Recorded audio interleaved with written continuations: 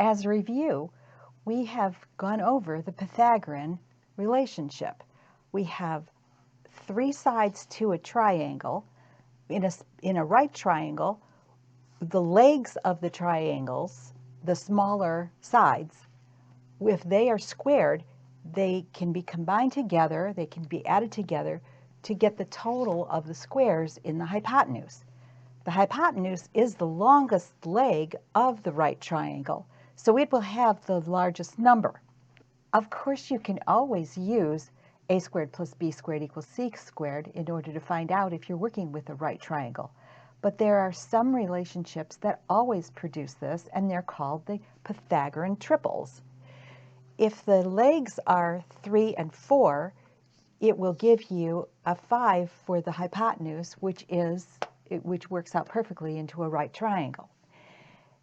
Also, this combination of 5, 12, and the hypotenuse of 13 produces a right triangle.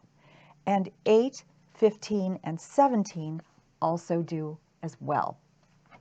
So at a glance, you could tell if your legs were 5 and 12, that this one would automatically be 13, and you have a right triangle. Of course, any multiple of the 3, 4, 5 will also produce a right triangle. So you could have a 30, 40, 50.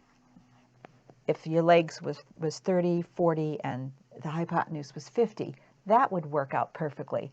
Or let's say you have a 12, a 16, and a 20. All I did here was I multiplied by 4. 4 times 3 is 12. 4 times 4 is 16. 4 times 5 is 20. So a multiple of these Pythagorean triples will also produce right triangles.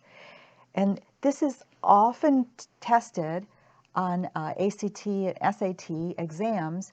So it's very fortunate that you would have these committed to memory, because you can spot those and really make short work of some of those questions. Also, homework assignments can be shorter too if you know the Pythagorean triples.